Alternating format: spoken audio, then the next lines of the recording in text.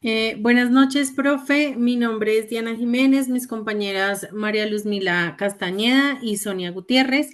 Hoy vamos a hablarte sobre el due diligence y el riesgo cambiario. Este tema pues es fundamental para las funciones, las fusiones y adquisiciones son estratégicas que permiten a las empresas pues crecer y diversificarse y competir en el mercado globalizado. ¿Qué es el due diligence? Esto significa debida diligencia. En el contexto empresarial se refiere a un proceso de auditoría integral que se hace antes de cerrar una fusión o adquisición. Su proceso principal pues es verificar que la información de la empresa objetivo sea real, completa y confiable. Por ejemplo, Nutresa, si quiere adquirir a Colombina, no basta solo con revisar los estados financieros, sino que también debe analizar los contratos, los litigios, los impuestos, las proyecciones de mercado y los riesgos operativos. Este proceso siempre va a evitar esas sorpresas como deudas ocultas, problemas legales, sobrevaloración de activos que podría comprometer la rentabilidad del negocio. Ahora pasamos a las áreas del due diligence, que digamos que se dividen en ciertas áreas como la legal, la laboral, la tributaria, la comercial, financiera y contable. Digamos que en la legal que se verifica, el área legal apoya en esta investigación y en esta verificación, como tal la propiedad de acciones, los contratos vigentes, las licencias, la propiedad intelectual y el cumplimiento normativo. La laboral analiza la estructura organizacional, el bienestar, la seguridad social y posibles litigios laborales. En cuanto al tributario, revisa el cumplimiento fiscal en impuestos como el IVA, el RTICA, para evitar esas sanciones que afecten la operación. La comercial siempre va a revisar el tema del mercado, los productos más relevantes, la competencia y las proyecciones de la demanda. Y el financiero y contable valida los estados financieros activos y el valor patrimonial y cada proyección de flujo de caja. Cada área siempre va a aportar la información clave para determinar si la operación es viable para hacer el negocio pues, de dicha empresa. En cuanto a las etapas del due diligence, este proceso se desarrolla en 5 etapas. Si quieres, pasas a la siguiente slide, por favor. Planificación, que es donde se define el alcance, los objetivos y el equipo auditor. Aquí se establecen los criterios y el cronograma a seguir, pues todos los tiempos.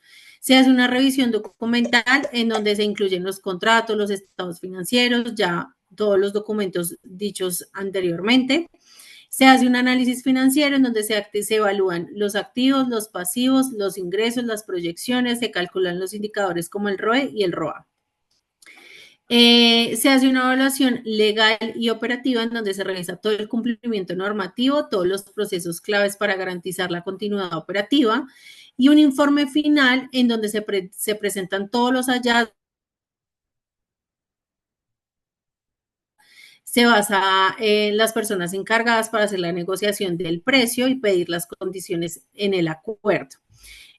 Un due diligence es bien ejecutado, puede durar entre 30 y 90 días, dependiendo del tamaño y la complejidad de la empresa. Adicional a eso, podemos hablar de las ventajas o por qué es tan importante este proceso. Si quieres pasar al siguiente slide, por favor. Porque es un proceso transparente para la negociación, es donde permite que haya confianza de ambas partes, hay una reducción de riesgos legales, fiscales, financieros y evita las sorpresas costosas.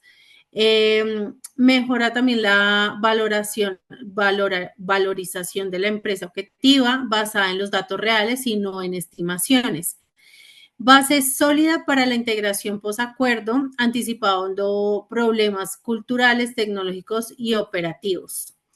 Este proceso no solo protege la inversión, sino que también aumenta la probabilidad del éxito de la fusión.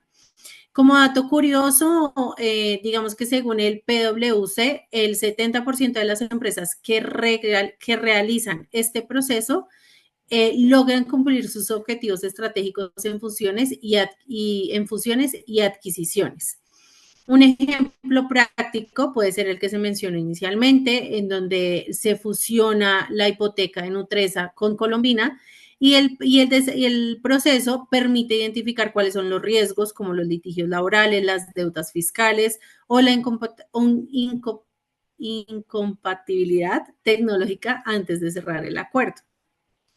Adicional a eso, un buen proceso de due diligence no solo es un riesgo legal, sino también es una herramienta para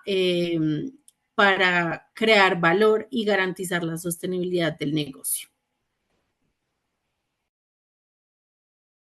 Si quieres pasar al siguiente slide, María, por favor.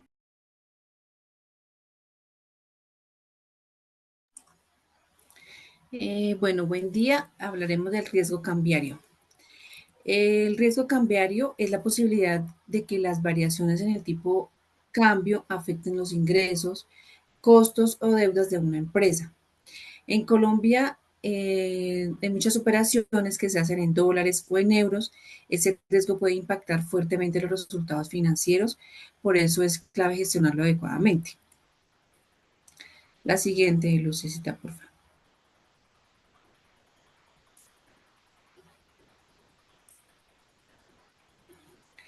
Estrategias de gestión del riesgo cambiario. Dentro de las estrategias tenemos el uso de instrumentos financieros, el uso de esos instrumentos derivados, que son herramientas diseñadas para proteger la empresa frente a los posibles cambios en el precio de la moneda.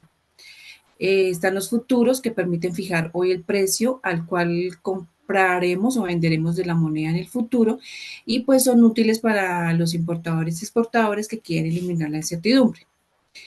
Las opciones, que funcionan como un seguro, que protegen a la empresa frente a un cambio ya sea desfavorable, pero que permite aprovechar un movimiento favorable, y pues la empresa solo paga una prima. Los swap o divisas, que sirven para intercambiar flujos en dos monedas, y pues son muy útiles para empresas con deudas o proyectos de largo plazo en moneda extranjera.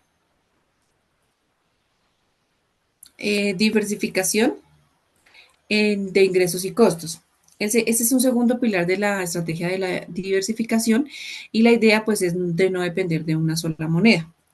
Tenemos la diversificación de ingresos, que busca clientes o mercados en diferentes países para recibir pagos en varias monedas. También la diversificación de costos, pues tener proveedores, es que consiste en tener proveedores en distintas regiones o negociar costos en la misma moneda de los ingresos para crear coberturas naturales. Y el balance en moneda extranjera.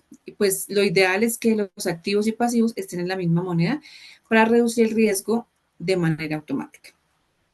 Gracias.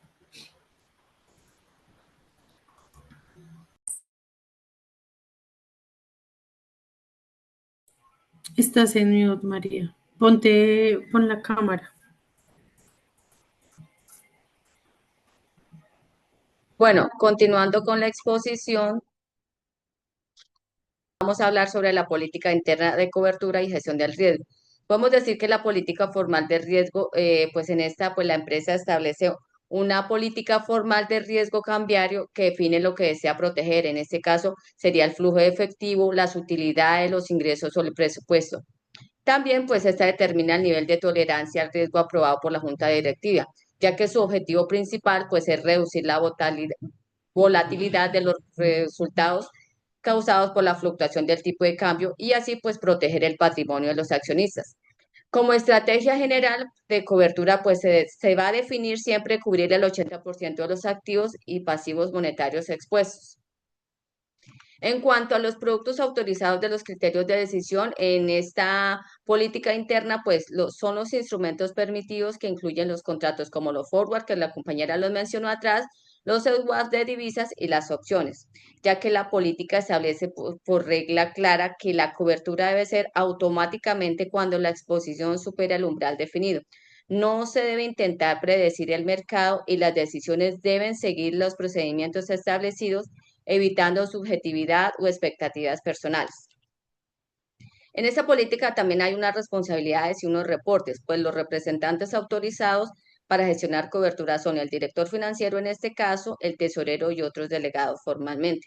Los reportes son obligatorios, incluyen el informe mensual de las divisas, el informe trimestral a la junta directiva y los controles contables sobre la gestión adecuada de contratar con otras financieras. En cuanto a la capacitación, también incluye la política interna, pues se debe incluir capacitación continua para el equipo financiero en cuanto a actualizaciones de normatividad y simulaciones de diferentes escenarios de riesgo. Vamos a mirar un caso práctico para entender cómo funciona la política de cobertura cambiaria dentro de una empresa. Vamos a suponer que tenemos una empresa importadora y esa empresa todos los meses necesita comprar $500,000 para pagar a sus proveedores internacionales. Entonces, según la política interna del riesgo cambiario, la empresa debe cubrir el 80% de su exposición, que es la regla general, ya que eso significa que los $500,000 que tenemos mensuales va a cubrir $400,000 mediante un instrumento financiero.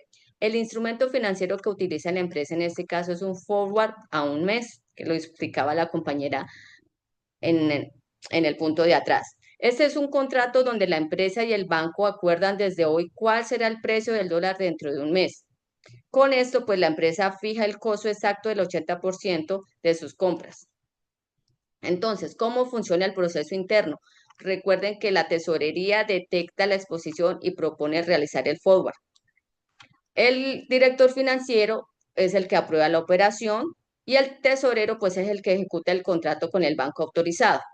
¿Cuál será el resultado de esta estrategia? Pues que la empresa tiene la certeza total del costo, es decir, los $400,000 sin importar si el dólar sube o baja durante el mes. También podemos decir que se elimina la incertidumbre estabilizada, ya que su presupuesto lo tiene definido y eso evita que la tasa de cambio afecte negativamente sus costos. Podemos decir que este ejemplo muestra cómo una política formal permite decisiones técnicas, objetivas y sin especulaciones. Ahora, como conclusión,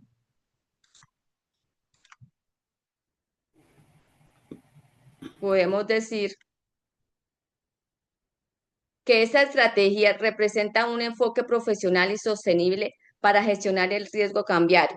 Siguiendo las recomendaciones de Corfi Colombiana, ninguna empresa debe depender del comportamiento del tipo de cambio ni especular con él, ya que la finalidad de la política es eliminar la incertidumbre, estabilizar los resultados y permitir que las empresas se concentren en su actividad principal.